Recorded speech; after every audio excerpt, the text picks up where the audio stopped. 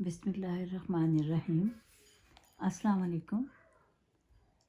आज जो मैं सूरा आपकी खिदमत में लेकर हाजिर हुई हूँ, ये कुरान मजीद की 13वीं सूरा है और इसका नाम है सूरा अर्राद।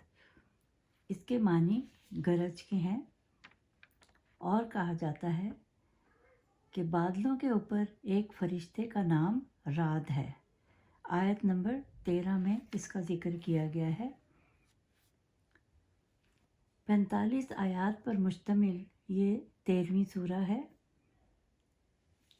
ये सूरा इसलिए नाजिल की गई कि कुफ़ार की हठधर्मी इतनी बढ़ चुकी थी, जिसकी वजह से अल्लाह ताला ने ये सूरा भेजी। ये मक्की सूरा है और कुफ़ार की हठधर्मी को रोकने के लिए इस सूरा को भेजा गया। इस सूरा में तौहीद के दलाइल, क़यामत आने के दलाइल और इसमें ज़मीन और आसमान की निशानियों की तरफ तवज्जो दिलाई गई है, यानी कि अल्लाह जो चाहता है करता है। और कुफ़ार की हठधर्मी के बावजूद अल्लाह ताला ने हुज़ूर सल्लल्लाहु अलैहि वसल्लम को हुक्म दिया कि आपने इस्लाम की तबलीग नहीं छोड़नी। इस सूरा में कहा गया है कि अल्लाह एक है, बस इसी की इबादत करो। काफिर समझते थे कि वो मरकर ज़िंदा नहीं हो सकते, और ये अल्लाह की मेहरबानी है कि वो सरकश लोगों को भी मोहलत देता है, लेकिन जब उसकी पकड़ आती है तो कोई भी बच नहीं सकता। अल्लाह ताला ने हर कौम पर अपने पैगंबर भेजे नेकी की राह दिखाने के लिए, और अल्लाह ताला हर चीज़ पर कादिर है, जब चाहे भलाई दे और जब चाहे दुनिया को ख़त्म कर दे। इसमें कहा गया है कि खुदा के अलावा किसी को ना पुकारें। अल्लाह ने हर शख्स पर अपने फरिश्ते मुकर्रर किए हैं, और हुजूर सल्लल्लाहु अलैहि वसल्लम को तसल्ली दी गई है कि कुफ़ार पहले भी इस्लाम का मजाक उड़ाते रहे हैं, और अल्लाह ताला जबर को पसंद नहीं करता।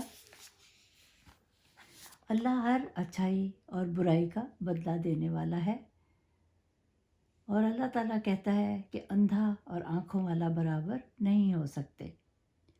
सूरज, चाँद, सितारे सब अल्लाह के बनाए हुए हैं, और जिन्होंने अल्लाह का हुक्म कबूल किया उनकी हालत बेहतर हो गई, और जिन्होंने इसे कबूल ना किया उनका ठिकाना दोज़ख है, जो कि बहुत बुरी जगह है।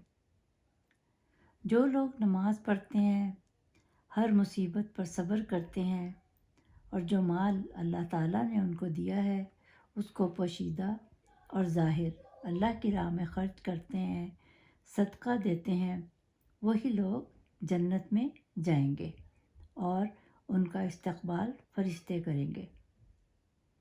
अल्लाह जिसे चाहता है उसका रिज़्क़ फराख कर देता है, और जिसका चाहता है तंग कर देता है, और अल्लाह ही की याद से दिल आराम पाते हैं, और नेक अमल करने वालों का ठिकाना जन्नत है।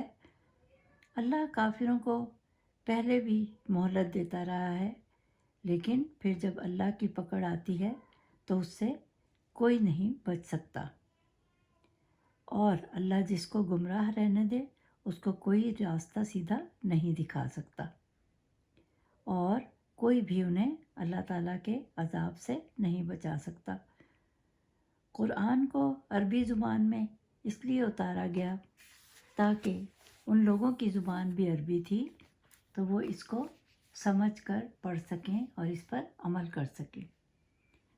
अल्लाह जिसको चाहे मिटा दे और जिसको चाहे ज़िंदा रखे।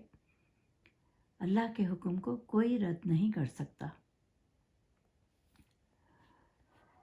कहा जाता है कि अगर किसी पर मौत का वक्त आ जाए तो इस सूरत की तिलावत करें, मौत की सख्ती दूर होगी, और नमाज इशा के बाद पढ़ें तो दुश्मन पर गालिब होगा। और इशा की नमाज के बाद 7 मरतबा पढ़ने का हुक्म है, جس سے کہ اللہ تعالیٰ ساری ضرورتیں پوری فرما دیں گے، اور نیک اولاد کے لیے بھی اس سورت کے پڑھنے کا حکم ہے۔ ہمارا فرض ہے کہ روزانہ قرآن کی تلاوت کو اپنا معمول بنائیں، اور میرا مقصد آپ لوگوں کو اس کی چھوٹی سی تشریح کرنے کا یہ ہے کہ آپ کو صرف یہ معلوم ہو کہ اس سورہ میں اللہ تعالیٰ ہمیں کیا بتانا چاہتے ہیں اور یہ کیوں نازل کی گئی۔ امید ہے آپ کو میرا یہ پسند آیا ہوگا سبق۔ تب تک کے لیے اجازت دیجیے۔ خدا حافظ۔